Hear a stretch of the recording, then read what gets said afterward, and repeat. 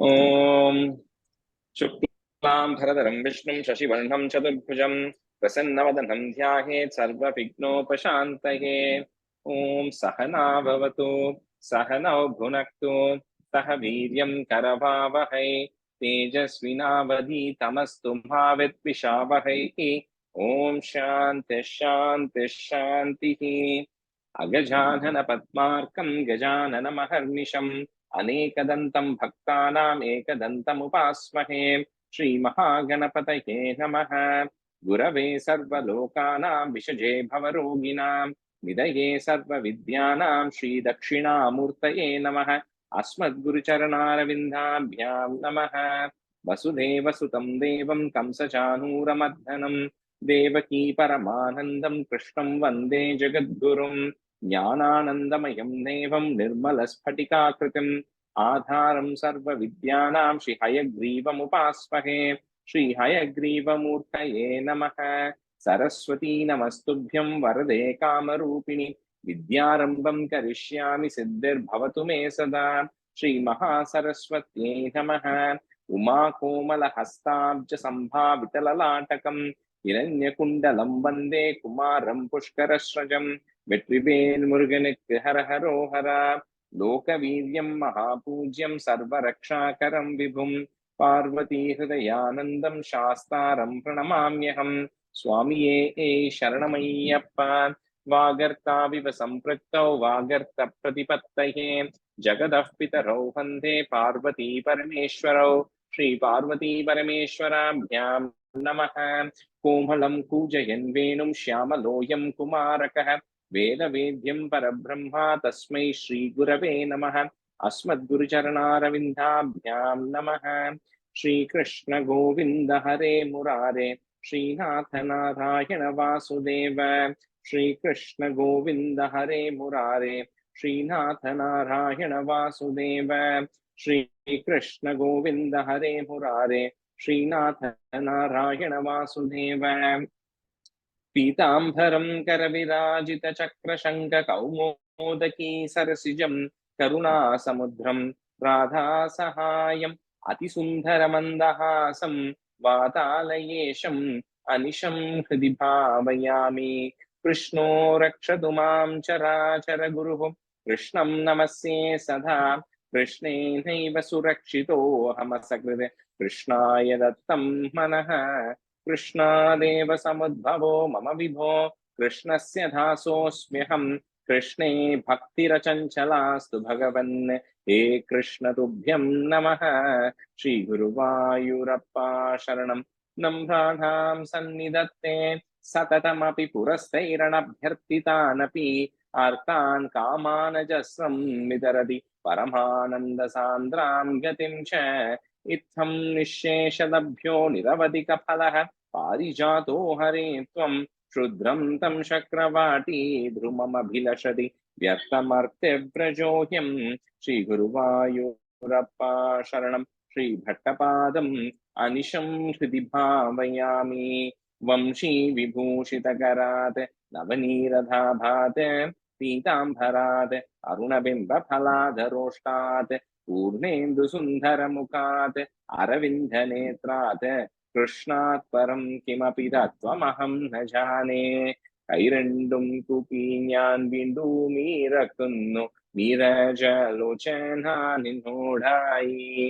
ഏതീനു മഞ്ഞനെ കുമ്പീടേണ്ട തോറു പ്രീതിയിൽ നീ എന്നെ പാലിക്കുന്നായി.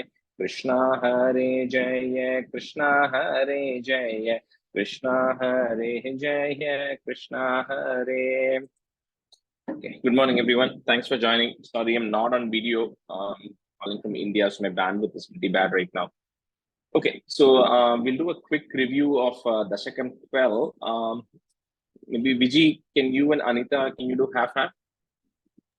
Yeah. Okay. Dasakam 12 Varahavatara Varnanam. स्वायम्भुवो मनुरतो जनसर्गशीलो दृष्ट्वा महीमसमये सलिले निमग्नां स्रष्टा रमापचरणं भवतं कृशेवा दुष्टाचयं मुनिजनैः सह सत्यलोके कष्टं Very small प्रजा correction. And on the after the Tushta there is a comma. So after Sharanam, in the third line, there is a comma. Then Bhavadangri Seva Tushta and then there is a comma. Okay. Okay. Oh, keep going. Okay. कष्टं प्रजा सृजति मय्यवनिर्निमग्नां स्थानं सरोजभव कल्पय तत्प्रजानाम् इत्येवमेष कथितो मनुना स्वयंभूः अम्बोरुहाक्ष तव पादयुगं व्यसन्तीत् हा हा विपो जलमहं न पिबं विपुरस्तात् अद्यापि मज्जति मही किमहं करोमि इत्थं त्वदङ्घ्रियुगलं चरणं यतोष्य नासा पुडात्समपवक् शिशुकोलरूपी And the third and fourth line are together, okay? So Sharanam Yatosya Nasa Putat, it has to come together. Oh, okay? together, okay. Yeah, so just put a plus there. Yeah.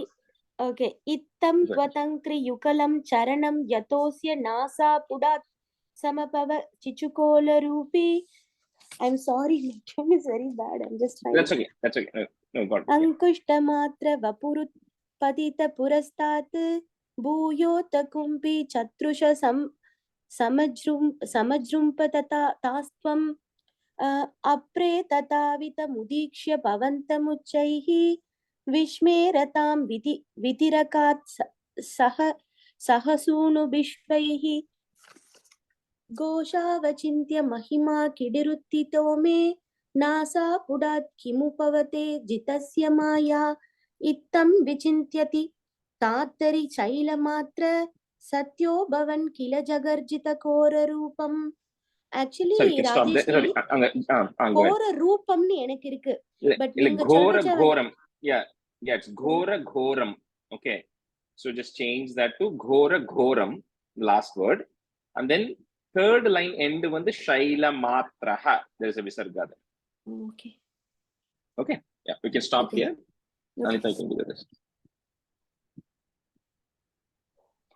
Tam te ninatam upakarnya janastata tapastāh satyatidāscha munayo nuvurva bhavantam tat sotra shūla manaha parinatya bhūyah toyashayam vipula murtiravatarastvam ūdva prasara paridumra vidutaroma ब्रोक्षिप्तवालथिरवाङ्गमुखकोरकोनः दूर्नप्रतीर्णजलदः परिपूर्णदक्ष्णा स्तोतृं मुनिशियरन् शिशिरियन्नवतेरितत्वम् अन्तर्जलं ततनु शङ्कुलनक्रचक्रं भ्राम्यत्तिमिङ्गिलकुलं कलशोर्मिमालम् आविश्य भीषणरवेन रतासलस्ते आहं पयन् वसुमतीम्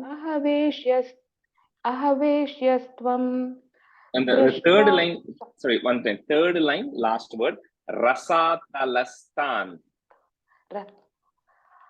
आविश्य भीषणरवेन रसातलस्तान् आहं भयन् वसुमतीम् अहवेशयस्त्वम्.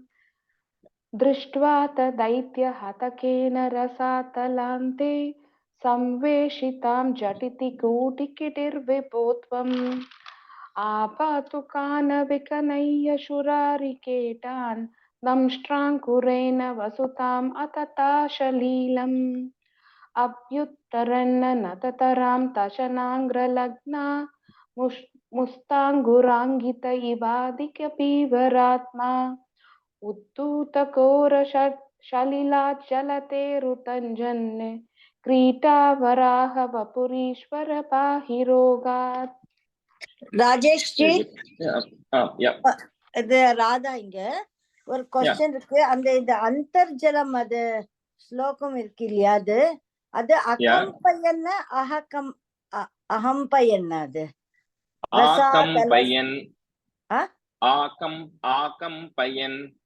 ஆகம்பயன். Yeah. Okay. The na becomes in at the end of the third line, and then it becomes akampayan. Akampayan vasumati agameshayastvam. Sorry. Yeah, correct. Yeah. And then Anita, and the okay, the first line, first word, right? Abhyudharanatha. There's an in and a na coming there. Two coming. Abhyudharanatha. Okay. And the word Abhyuttaranna natataram. No, So I think is you it are adding correct, an sir? extra na there. You are adding an Oh, extra na. so it should be Abhyuttaranna, then what comes, sir? Abhyudharanatha. Oh, okay, sir. So Dharan, okay. Abhyuttaran natataram. Okay, sir. So Yeah, it that's should it. not be Natataram. Yeah. Abhyuttaranna and then natataram. Okay, sir. Thank I you, mean, sir. that's okay. I think you were adding an extra. You are saying three Yes, nas. sir. I was hearing it. It's only two. Yes, sir. Abhyudharanatha. Okay. Okay, sir. Thank you, Okay. sir. All right. All right. So we'll, I think 13th, we have finished 8, if I remember right. And then we'll just do 9, 10, and then we'll finish 14 today. And then that's all we'll do kind of. So let me just see. So Maithili Garu, you can be a student. And Venkat Garu, is Pratibha Garu on? Is she there? No, Rajesh, I'm here. I can do. Okay, so you can be, yeah. All right. So stanza 9, Dasakam 13, stanza 9 is where we'll do today. Tvachichando Romaswapi Kushaganaschaksushi Ghritam Chaturhotaronghrau Sugapi Vadane Chodarayida Graha Jihvayam Te Parapurusha Karne Chachamasaha Vibho Somo Viryam Varadagaladeshe Pyupasadaha. So we were seeing the Varaha avataram, which happened last time in the previous 2 classes before. We were seeing it. And then we saw how the Lord incarnated as a boar, and then he kind of put earth back in its place, right? So because when Swayambhuva Manu was about to start creation, he found out that the earth was not conducive for creation. It was still in the Garbhodaka ocean. So he kind of had to put it in the right place so that creation can happen. So in the right axis and right location and everything, right? So he was kind of having to put it back in because Hiranyaksha had displaced it. So anyway, so after the Varaha avataram happened, so the sages then praised Varaha, saying, you are rescuing the earth. So these sages are not in the earth, right? They are in different planes, different planets. So they are praising the Lord as Yajna Varaha Murti. You might have heard that name, Yajna Varaha, which essentially means praising the Varaha Murti as if he's a replication of the Yajna itself. So, and this is what this description is. It says, for example, Tvachi Chandaha. So it says your skin is there, is the Chandas of the Vedic meters. So Romaswapi Kushaganaha, the hair which is on your body is the Kusha grass or the Dharba grass, which is actually used for homam. Chaktushi Ghritam, the eyes of yours are the ghee. Chaturhota Angrau, so your 4 feet, because it's a boar, right? So like I said, you could either consider it as 2 hands and 2 feet or 4 feet, however you want to think about it. Which is each of those, when you have a Homakundam, there are 4 priests who are there in each of the corners. So it says your 4 feet are those 4 priests. Srugabi Vadane, the face of yours is the Srug. Srug is the ladle, which is actually used for offering the ghee, right? Which is there. Udara Ida, the Udara is a stomach. The stomach is the vessel which has the offerings which are actually kept for offering into the heaven. Graha Jihvayamte, your tongue is Grihva is a tongue. Graha is it's a soma pot, it's a pot which contains a nectar. And then Karna Chamasa, so your ears are the vessels. So when you do the sacrificial offerings, right, and then you have remains of the way, you offer ghee, you offer milk, you offer anything you want, or not milk, but you offer ghee, and then you offer other habis, etc. So whatever the leftovers are there, which is connected in a vessel, so this is, that's your ears, right? And then Garadesha Vipasadaha, your neck is also sacrificial, something called Upasan, which is also something which is supplementary to the right. So essentially they're describing the Varaha form of the Lord as if it is the Yajna that is actually being offered. So that's why it's a Yajna Varaha Murti. So Tvachi Chando, and then a comma, Romaswapi Kushaganaha. If you have it, you put the ish to join it. Kushaganash Chakshushi Ghritam, comma, Chatur Hotaronghrau, comma, Strugapi Vadane Chodara Ida. Tvachichando Romaswapi Kushaganash Chakshushi Ghritam Chaturhotaronghrau Strugapi Vadane Chodara Ida. Wait, bring it Garu. Anyone might be Garu. Tvachischando romasvapi karunascha kshughritam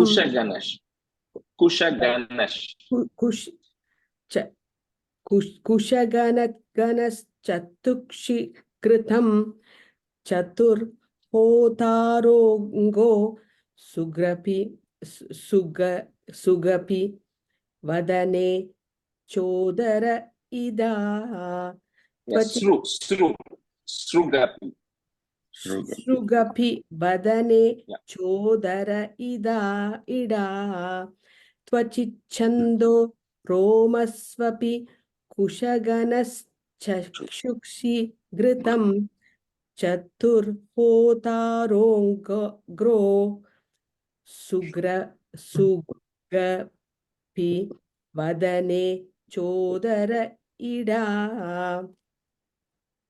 Tvachichendo romasvapi kushaganas-chakshusi-ghritam chaturhotarongrau strugapi vadane chodaraida. Tvachichendo romasvapi kushaganas-chakshusi-ghritam chaturhotarongrau strugapi vadane chodaraida.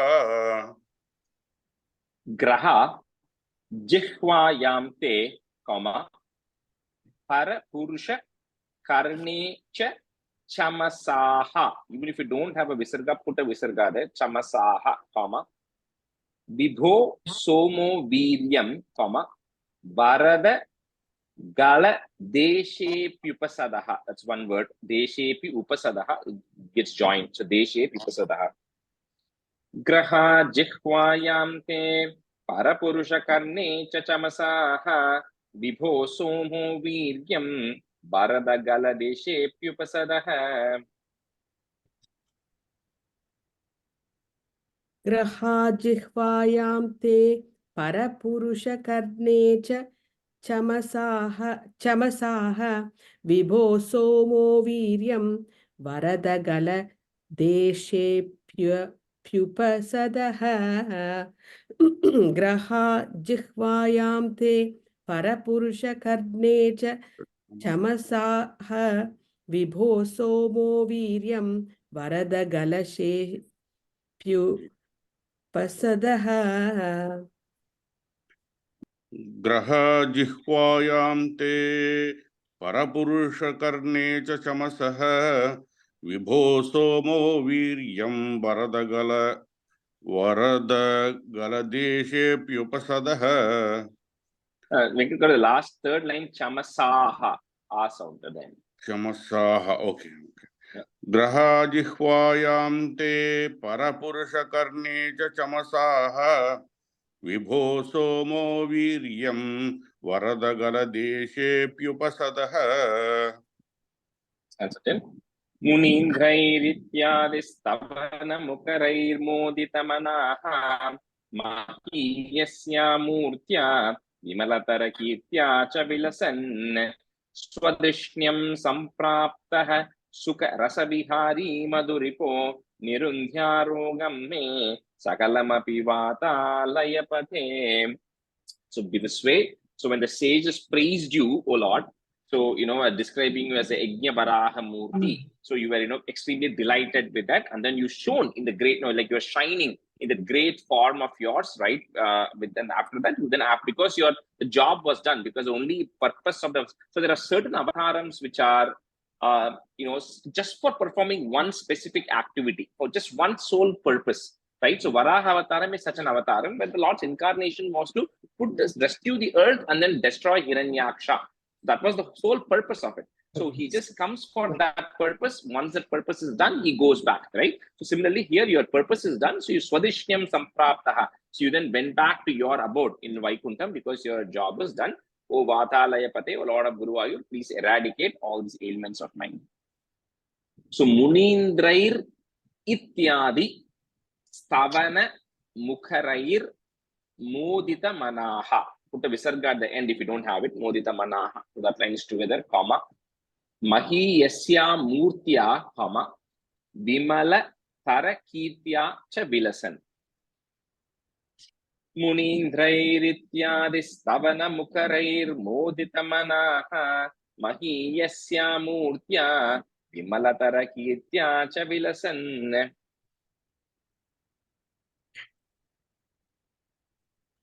Sorry. Munindrai Rityadi is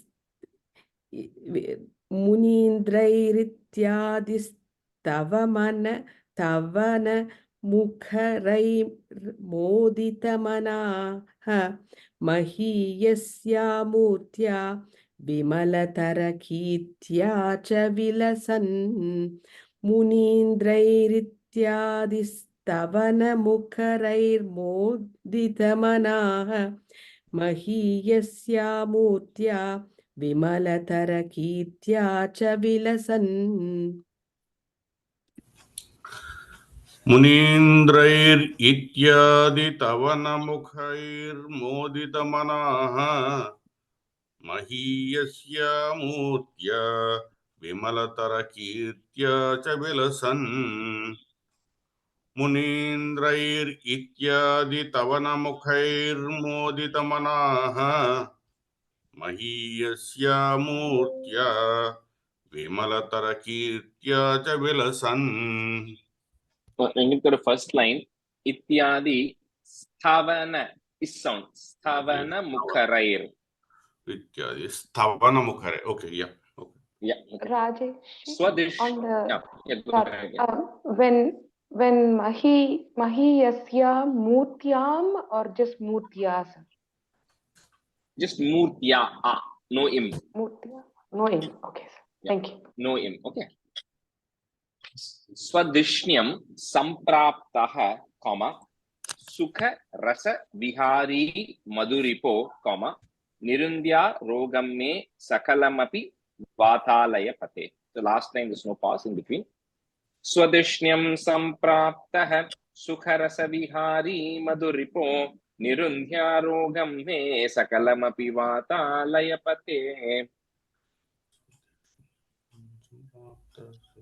Swadishnam Samprapta Sukara Savihari Maduripo Nirundhyarogamme Sakalamapi Vatalayapate. Swadishnam Samprapta Sukara Sampraptaha, sorry, Maitri garu. Sampraptaha. Yeah, I see the Visarga. Swadishnam Sampraptaha Sukara Savikari Maduripo Nirundhyarogamme Sakalamapi Vatalayapate. Sadishnyam sampraptah sukharasa vihari madhuripo nirundhya rogamme sakalamapi vatalayapate. Swadishnyam sampraptah sukharasa vihari madhuripo nirundhya rogamme sakalamapi vatalayapate. Shri Krishnaya Parabrahmane Namaha. So Varaha Avataram ends there. We're going to go to another Avataram, which is actually a very well-known Avataram, but somehow a lot of people don't know about it, but it's a very important Avataram as well, where the Lord incarnates as Kapila. So there are two Dashakams for it, the Dashakam 14 and Dashakam 15. Dashakam 14 is the Kapilopakyanam. It is the incarnation of the Lord as Kapila. And then Dashakam 15 is Kapilopadesham. It's the Upadesham that the Lord gives in the Dashakam 15. So both are very important Dashakams there. It's a pretty simple chapter though. So stanza 1. Samano smrita pavakangri yugmaha samano pankaja sambhavanga janma nijamantaramantara hiham charitam te katayan sukham ninaya. So the story continues. So we saw how Swayambhuva Manu was ready to create in earth, right? And then he saw it was not there. And then we saw how the incarnation happened as Varaha Avataram happened. And then now earth is ready for creation. So, so Brahma, of course, instructs Swayambhuva Manu saying that Before you start creating, right? Like we said, always the thing that needs to be done is you need to meditate, right? So you need to be meditating on the Lord. So what Swayambhu Manu does is he meditates on the Lord. He's very happily spending his time meditating on your lotus feet, right? For several long time, and he's living very happily meditating. So that's what is actually Sukham Ninaya. He's very happily meditating on the Lord's feet right now. So Sa Manu Smritathavakangri Yugmaha, comma, Sa Manuhu, put a F, Sa Manuf Pankaja Sambhavanga Janma Nijam Antaram Antaraya Heenam, comma, Charitam Te Kathayan Sukham Ninaya. Samano Smritatavakangri Yugmaha Samanuf Pankaja Sambhavanga Janma Nijamantaram Antaraya Heenam Charitam Te Kathayan Sukham Ninaya. Samanusmritatavakangri-yugmaha Samanuf Pankaja Sambhavangama Nijamantara Sambhavanga Janma Sangavanga Janma Nijamantara Mantaraya Heenam Charitam Te Katayan Sukham Ninaya Samanusmritatava Kangrayugmaha Samanuf Panka Jasambhavanga Janma Nija Mantaraya Heenam Charitam Te Katayan Sukham Ninaya. Samanusmrutatavakangri-yugmaha Samanuh Pankaja Sambhavanga Janma Nijamantaramantaraya Heenam Charitam Te Kathayan Sukham Ninaya. Samanusmrutatavakangri-yugmaha Samanuh Pankaja Sambhavanga Janma Nijamantaramantaraya Heenam Charitam Te Kathayan Sukham Ninaya. Stanza 2. Samaye khalu tatra kardhamakyo druhina chaya bhavastadiya vacha Dhrita sargaraso nisargaramyam bhagavam stvamayutam samasisheve. So at the same time, if you also remember when we were doing, I think it was Dasakam 10, where the various creation was happening, where various people, Brahma was creating, various beings, Brahma was creating. One of the other person who came was called as Kardama. So he's also a Prajapati. So he came, first of all, he came from the Druhina Chaya. He came from the shadow of Brahma. So that Kardama, who is also there, he's also like Manu. Manu is like a ruler, but this Kardama has a specific job, which is to, he's a Prajapati, which means his role is to create beings, right? So this Prajapati Kardama, also like following Brahma's words, Tadiya Vacha, he was also performing meditation. He was also meditating on you. For how long? Ayutam Samaha, for 10,000 years, he was actually meditating. So it says, he was meditating on the banks of Saraswati to please the Supreme Lord before he actually starts the process of creation. So he's also coming from Brahma. So like we said, technically you can say the word son, although they are not sons because they don't, come from the way we define beings, right? So, but he comes, Kardama also comes from Brahma. Swayambhu Manu also came from Brahma, which we all saw that in the 10th Dashakam. So Kardama is also meditating right now.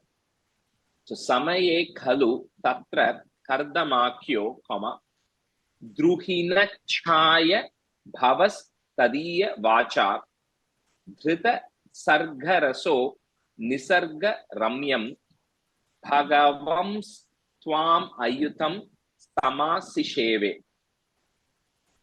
Samaye Khalu Tatra Kardamakyo Druhina Chaya Bhavas Tadiya Vacha Dhrita Sargaraso Nisargaramyam Bhagavam Swam Ayutam Samasisheve.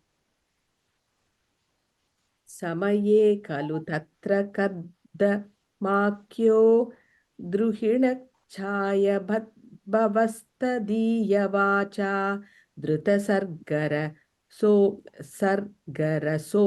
निसर्गरम्यं भगवस्तवामयुक्तं समासिषेवे.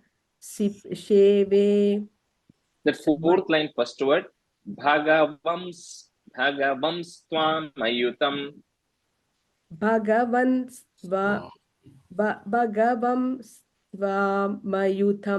भगवन् स्वामयुतं समासिषेवे.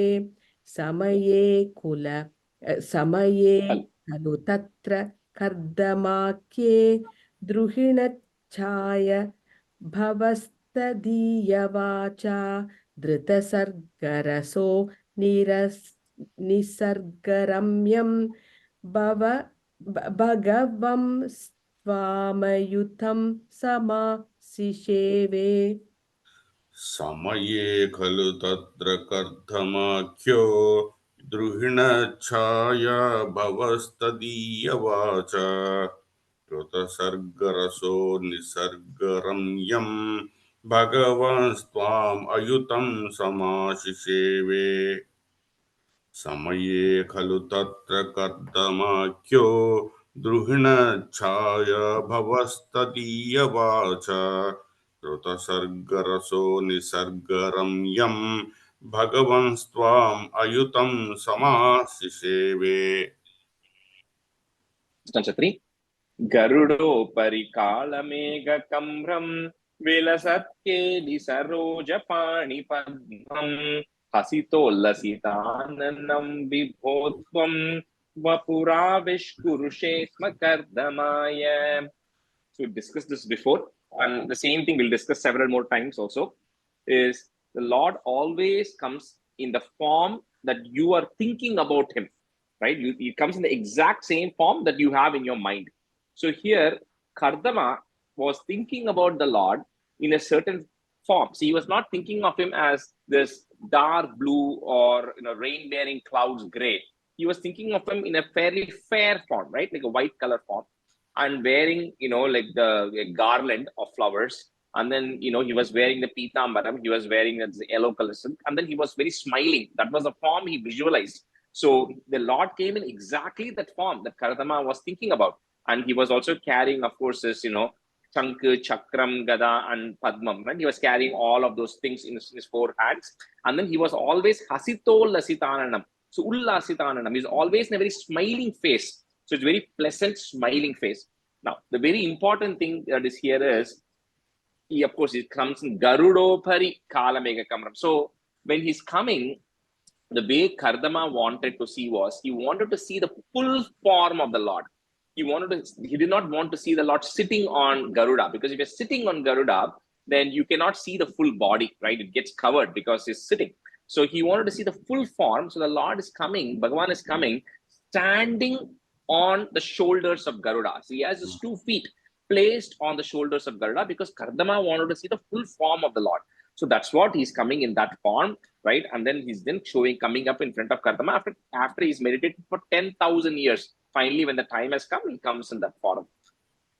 So Garudopari Kalamegha Kambram, Dilasat Keli Saroja Pani Padmam Hasitol Lasitananam. So it's a Hasita Ullasitananam, 2 words there. So Hasitol Lasitananam Vibhotvam, Vapuravish Purushe Sma Kardamaya.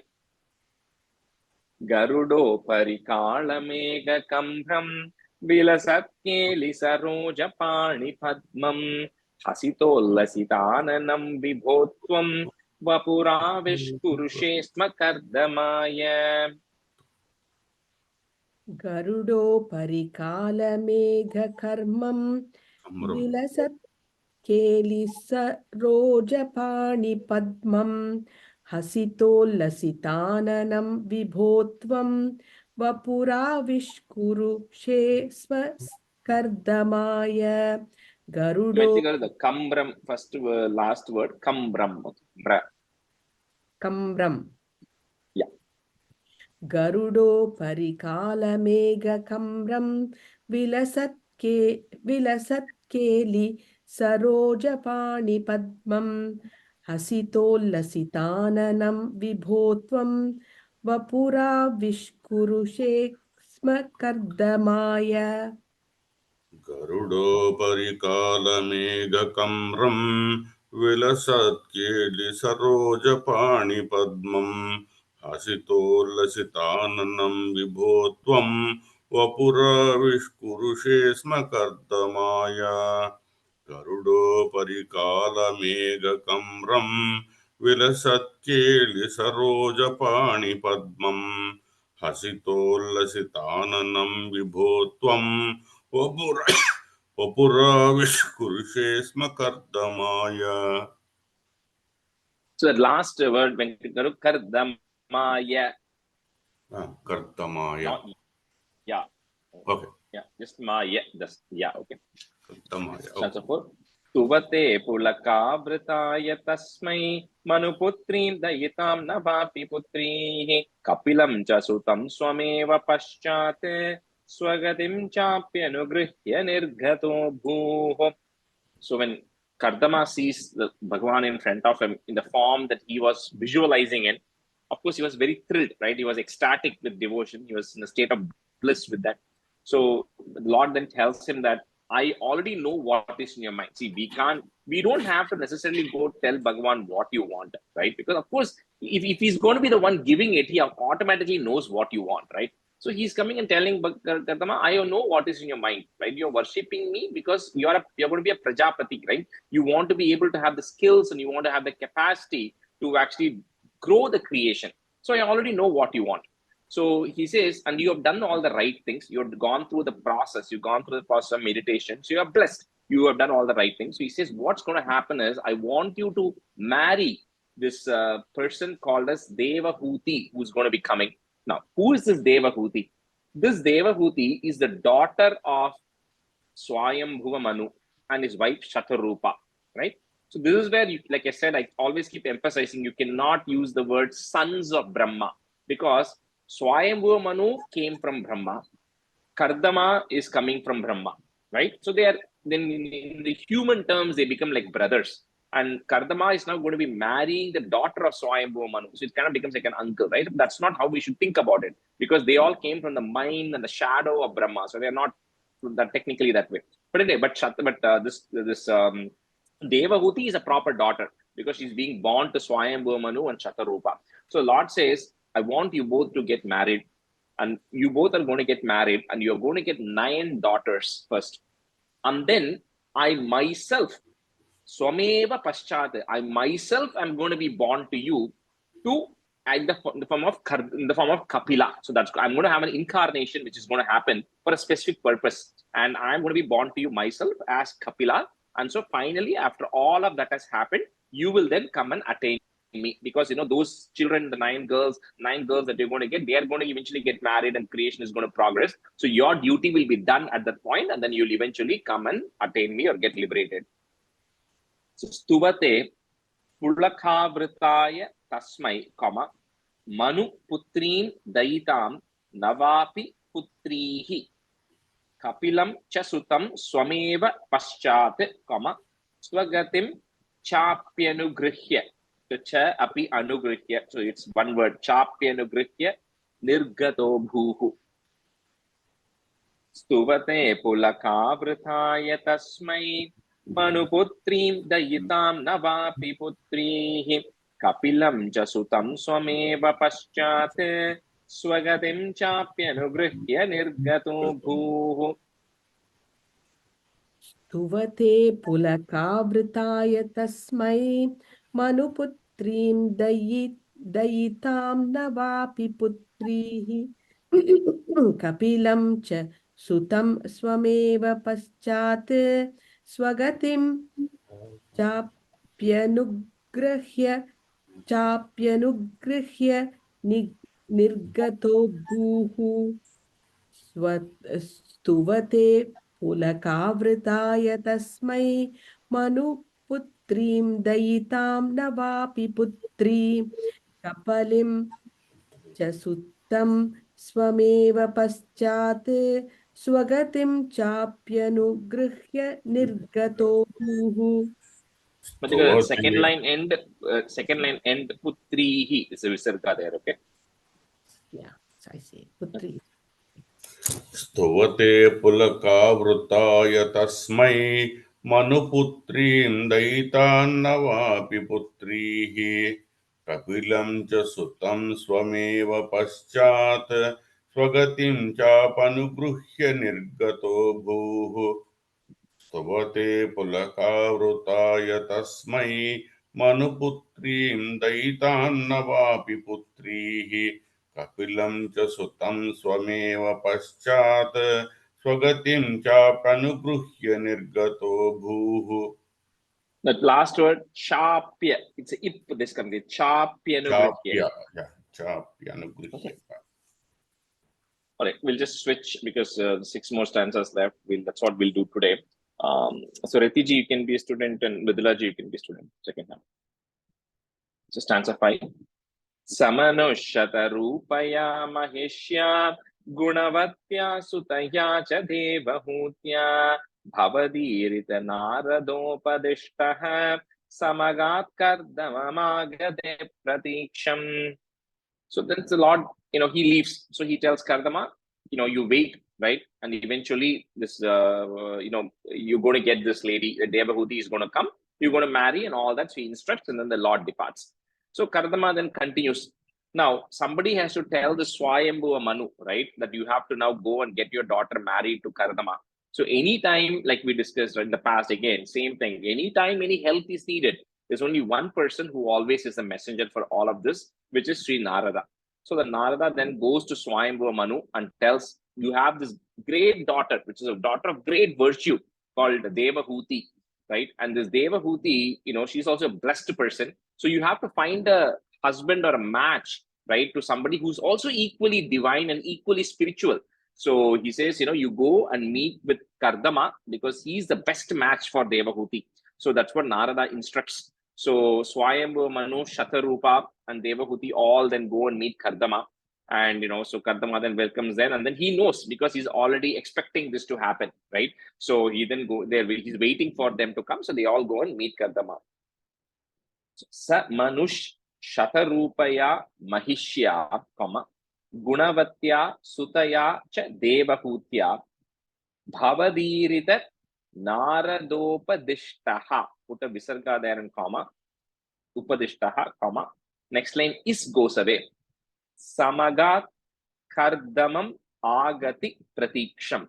He's waiting.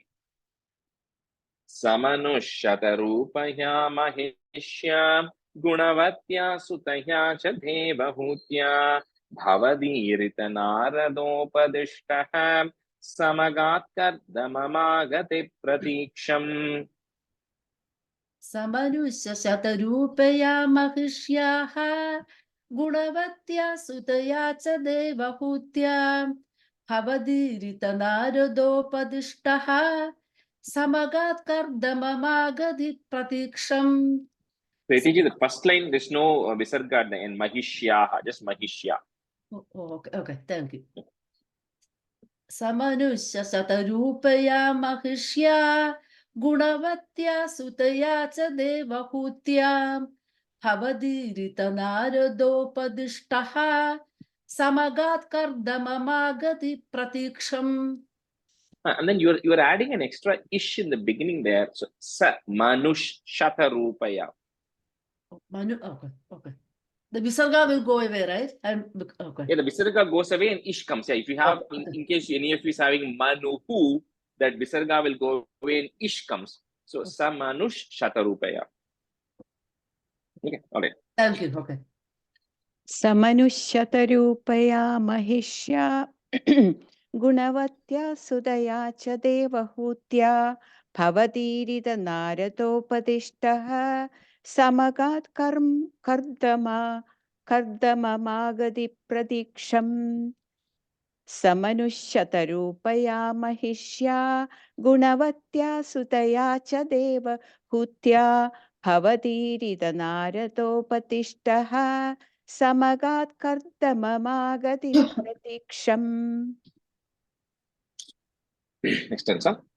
Manuno pahritam cha devahutim taruniratnamavapya kardhamosau bhavadarchana nirvritopi tasyam dhridashushushanaya dadhau prasadam.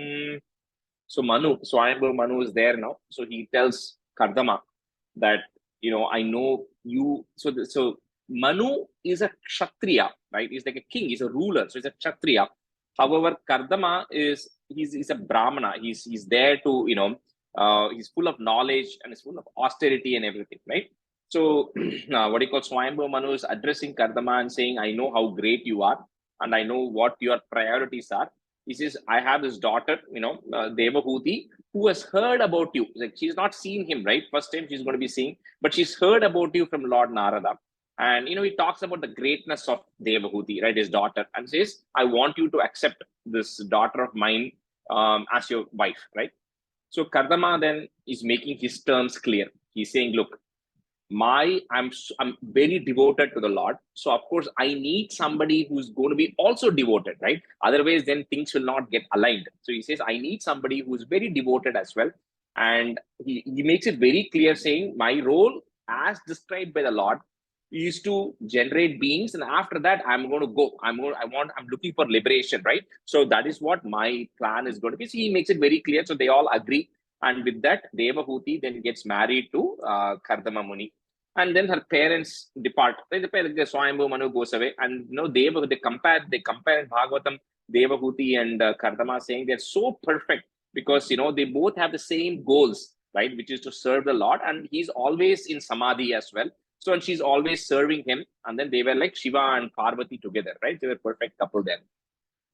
So, Manuno Pahritam cha Devahutim, Haruni Ratnam Avapya Kardamosau Bhavadarchana Nirvritopi Tasyam, Dhridashu Shrushanaya. So, Dhridashu Shrushanaya Dadau Prasadam. So because she was always serving him, Kardama, as he was performing, various austerities and various things, she was always there helping him. He was very pleased. He was very happy and pleased by the service that Devahuti is doing. Manuno pahritam cha Devahutim taruniratnamavapya kardamosau bhavadarchana nirvritopi tasyam dhridashushushanaya dadhau prasadam. Manuno pakrutam cha devahutim taruniratnamavapya kardamosau bhavadarchana nirvrutopi tasyam dhrutashushrushανaya dathau prasadam. Manuno pakrutam cha devahutim taruniratnamavapya kardamosau Bhavadarchana nirvrutopi tasyam dhrutashushrushανaya dathau prasadam. Manunopahritam cha devahutim taruniratnamavapya kardamosau bhavadarchana nirvrutopi tasyam dridashushrushανaya dadau prasadam. Excuse me. Manunopahritam cha devahutim taruniratnamavapya kardamosau Bhavadarchana nirvritopi tasyam dridashushrushανaya dadau prasadam. Center 7. Sapunastvadupasana prabhavate daita kama krite vimane vanita pula sankulo navatma vyaharadeva pateshu devahutyam. So this Devahuti, because she was so committed to Kardama that she had become very weak. So Kardama was always in meditation, right? So once he realizes, and he sees how weak and what her condition is, a very pitiable condition, right? Let's put it that way. So he then tells, saying that Devahuti, I did not realize, I'm so pleased because you are so devoted, right? And you've been so servicing the Mahatma, because that is the most important thing, is even if you don't do things, you should service somebody who's serving the Lord. right? So he says, you've been so devoted and doing this, and I realize that, you've neglected your own body, right? You're not taking care of your body, and you're trying to use it to help me out. So at the same time, they have to now, also go focus on creation. So what he says is, he then says, he using his yogic power, it says, he then creates like a mansion in the sky, right? So essentially it's like a spaceship, right, in simple words. So he creates something which can go anywhere it wants, and it is like a mansion, and it is in the sky. And then he tells Devahuti to first go to this Bindu Sarovara, right, which is created by Lord Vishnu himself. And he says, you go and take bath there. He says, once you go take bath there, you're going to become young again. So Devahuti, who looks very old, right? And then she goes, takes bath there, she becomes very young. And then both of them, he then takes Devahuti, and then in that aerial mansion or that aerial ship, they actually go to different places. He takes them to Mount Meru, and then it talks about all the different places that they actually go to. And then he shows Devahuti around the entire world, or around the entire universe, actually, right? And he shows her the garden of the gods, and he shows everything. And then, he makes her happy because of her commitment and service, right, to him. So, sa punas, tvad upasana, or you can say twadupasana, prabhavat, put it at the end of that line and the comma, prabhavat. Next line, you'll have two das, one of the da will go away.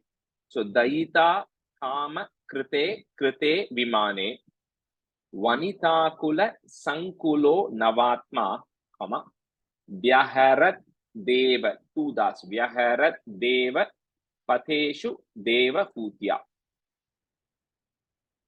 Sapunastwadupasana prabhavate daita kama krite vimane vanita kula sankulo navatma vyaharat deva pateshu deva hutya.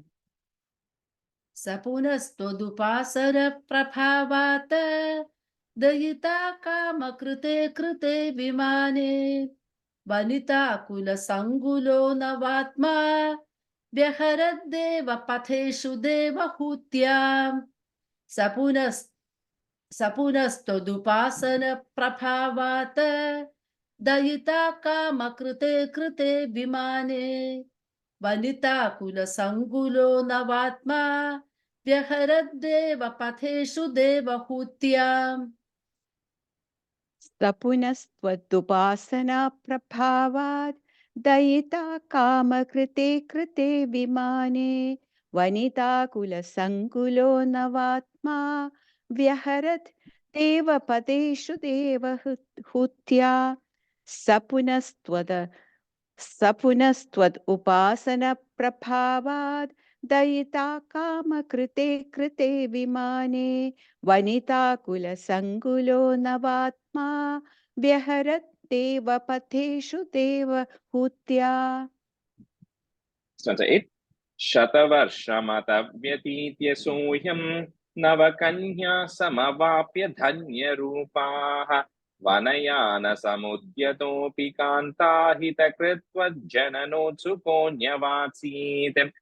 So with this, Kardama and Devahuti, they spent 100 years together, right? And they're roaming around the entire universe, 100 years, right? He makes her extremely happy. So, they go through the various places and all that stuff. And finally, when they come back to the hermitage, it talks about how Kardama then divided himself into 9 bodies. And then Devahuti then had 9 daughters through him, right? So they essentially get 9 daughters, like the Lord had predicted. And after they get, who are also like Dhanya Rupaha, who are also like, very beautiful, very divine daughters, right? They get 9 of them. So at that time, then Kardama says, okay, you know what, I'm now going to take up sannyasam. He decides to go. He says, I'm going to be going to the forest. So at that time, Devahuti addresses Kardama and says, you're giving me 9 daughters. These 9 daughters, first of all, it's also your duty to find them suitable husbands, number 1. And 2, after they find the husbands, they are going to leave me. But the Kardama is also kind of Devahuti's guru, right? Because he's so knowledgeable. So she says, who is going to be left with me after you leave? So she says, I need a son, right, who can actually take care of me when I'm actually old and all that stuff. So that's what Devahuti is telling. And that's when even Kardama realizes, he says, oh my God, I forgot this, right? The Lord himself has said he is going to be born to us, right, as Kapila. So he says we have to do the appropriate vows, because if you want to now give birth to the Lord, then you can't. You have to go through the appropriate austerity. So they said, okay. So from there, Devahuti and Kardama do the appropriate austerities, and they start observing all of that, right? And right now they have the 9 daughters. So Shata Varshamata Vyatitya Soyam, Nava Kanyaha, put is Nava Kanyas Samavapya Dhanya Rupaha Vanayana Samudyatopi Kanta, put a plus Hita Krit Twajana. Hita Krit Twajana. No, Twajana Notsuko. You can't break it. So Hita Krit Twajana Notsuko Nyavatsi. Shatavarshama Vyatitya Sohyam Navakanya Samavapya Dhanya Rupaha Vanayana Samudyatopi Kanta Hitakritva Jananotsuko Nyavatsit.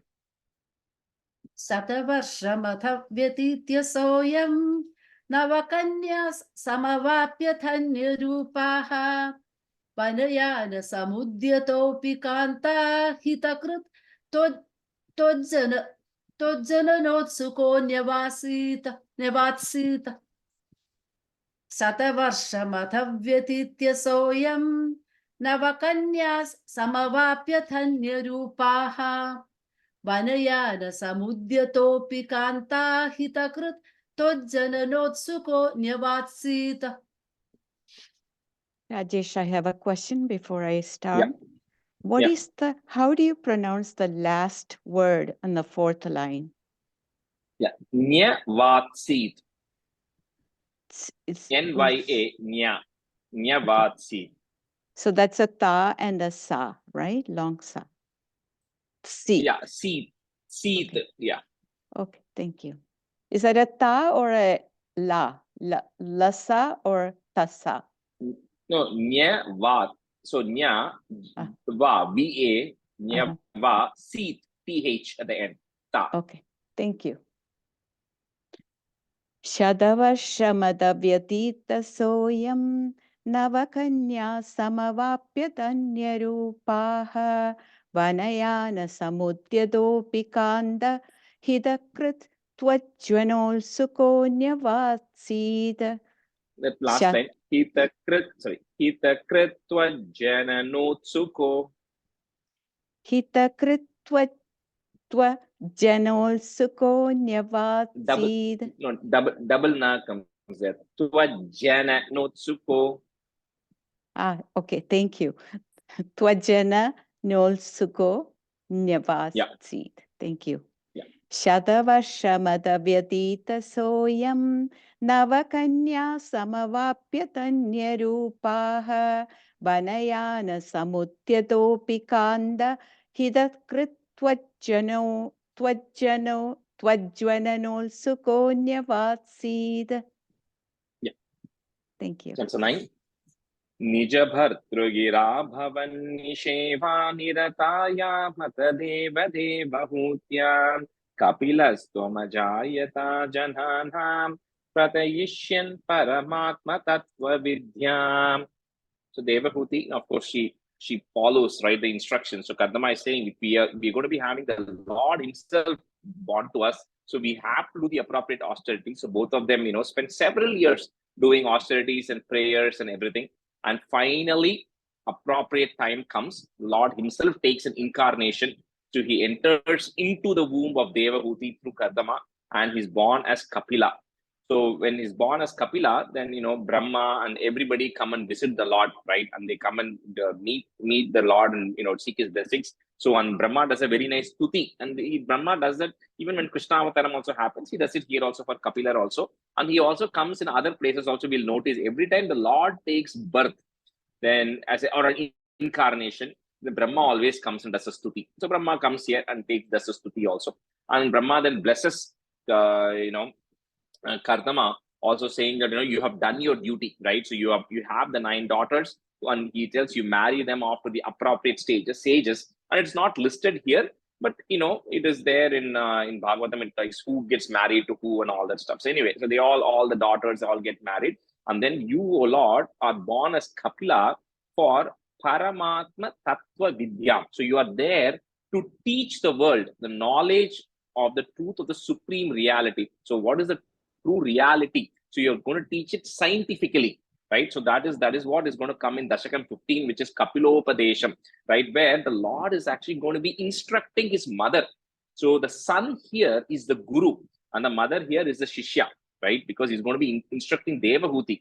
I'm kind of jumping into the next stanza, but so that's the uniqueness of this, right? So here the main person who's imparting the knowledge is the son, and the mother actually becomes a student. And this Kapilopadesham, which we're going to see in the next Dashakam, it spans multiple chapters in Bhagavatam because it talks about so many things. It even talks about how an embryo is formed and how the body develops inside the womb. It talks about so many different things. We'll see some of those, not that level of scientific details, but it talks about the Sankhya philosophy with attached to devotion. That's what he teaches, right, in the 15th Dashakam.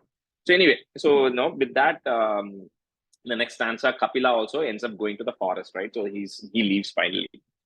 So Nija Bhartru Gira Bhavan Nisheva put a plus Nirathayamata Deva Hutyam Kapilas Tvam Ajayata Jananam, Pratayishyan Paramatma Tattva Vidyam. Nijabharthgira bhavannisheva nirataya matadeva devahutyam Kapilas Tvamajayata Jananam Pratayishyan Paramatma Tattva Vidyam. Nijabhartrugira bhavannisheva nirataya matadeva devahutyam Kapilas Tvamajayata Jananam Prathayishyan Paramatma Tattva Vidyam. Nijabhartrugira bhavannisheva nirataya matadeva devahutyam Kapilas Tvamajayata Jananam Prathayishyan Paramatma Tattva Vidyam. Nijabhartrugira bhavannisheva nirataya Nijabhartrugira bhavannisheva nirataya matadeva devahutyam Kapilastvamajayatha jananam prathayishyan paramatma tattvavidyam. Nijabhartrugira bhavannisheva nirataya matadeva devahutyam Kapilastvamajayatha jananam prathayishyan paramatma tattvavidyam. Last stanza. Vaname yushikardame prasanhe mata sarvasvamupadishan jananye kapilatmaka vayu mandiresha tvaritam tvam paripahi mam gadaughat. So some of this we discussed already in the previous stanza. So with that, Kapila, Kardama then goes off to the forest. He's done. And Kapila then it says, you, O Lord, who comes, you who incarnates, you as in Guruvayurappa, Vanam Mandiresha, Vayu Mandiresha, you O Guruvayurappa who incarnated as Kapila to then teach this entire Sankhya philosophy attached with, with devotion to your own mother, Jananye, to your mother who taught it, and also to the world, right? So please eradicate all of my ailments. Vaname yushi kardame prasanne mata sarvaswam upadishan jananyai kapilatmaka vayu mandiresha tvaritam tvam paripahi mam gadaughat. Vaname yushikardhame prasanne mata sarvaswam upadishan jananyai kapilatmaka vayu mandiresha tvaritam tvam paripahi mam gadaughat. Vaname yushikardame prasanne mata sarvasvamupadishan jananyai kapilatmaka vayumandiresha tvaritam tvam paripahi mam gadaughat.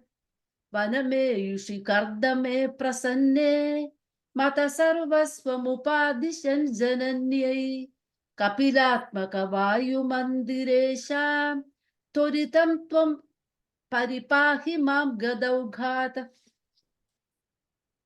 वनमेयुषि कर्दमे प्रसन्ने मद सर्वस्वमुपादिशञ्जनन्ये कपिलात्मगवायुमन्दिरेश त्वरितं त्वं परिपाहि मां गतौघात् वनमेयुषि कर्दमे प्रसन्ने मद सर्वस्वमुपादिशञ्जनन्ये कपिलात्मगवायुमन्दिरेश त्वरितं परिपाहि मां गतौघात् Twaritam tvam. You missed it. त्वरितं त्वं. Yeah. Shri Thank you. Krishnaya Parabrahmane Namaha. Okay, we'll end the class here today because Dasakam 15 is a very philosophically loaded Dashakam. So I want to spend some proper time on it and not break that. So we'll cover it in the next class. Sandhanandhavabodhatmakamanupamitam kaladeshavadibhyam nirmuktam nityamuktam nigamashatasahasrena nirbhasyamanam aspashtam drishtamatme पुनरुरुपुरुषार्थात्मकं ब्रह्मतत्त्वं तत्तावद्भाति साक्षात् गुरुपवनपुरे अन्त भाग्यं जनानां कायेन वाचा मनसेन्द्रियैर्वा बुद्ध्यात्मना वा प्रकृते स्वभावात् करोमि यद्यत् सकलं परस्मै नारायणायेति समर्पयामि. Thank you everyone. Have a good week. Thank you. Thank you. Thank you, Rajesh, Rajesh. Thank you. Thank you everyone. Bye. Rajesh, I have a question. Ah. Next week, it's Chalani. going to be Dasakam 13 and 14 together to Yes. review, right, sir? Yeah, Okay, yeah, thank you. we'll review 13 and 14 together. 14 Yes. together. Okay, sir. Rajesh, Thank you I so have a much. question. Enjoy your trip. Ah, Are Thank you Yes, in Guruvai. Guruvayur, did you say? Yeah. I'm here Oh, for wow. a saptaham. That's why my connection in the hotel is not that great, so that's why I tried coming on video, but it is very flaky. So Well, I have a humble request for you. yeah, When you stand in front of the Lord, can you please say, Kairandung Kupi, and hold us all in your mind? sure, absolutely. I will do that. Thank you. Okay. Thank you. All right, absolutely. Bye, everyone. Bye. Thank you, Enjoy your Rajesh. trip. Bye. Bye. Bye. Bye.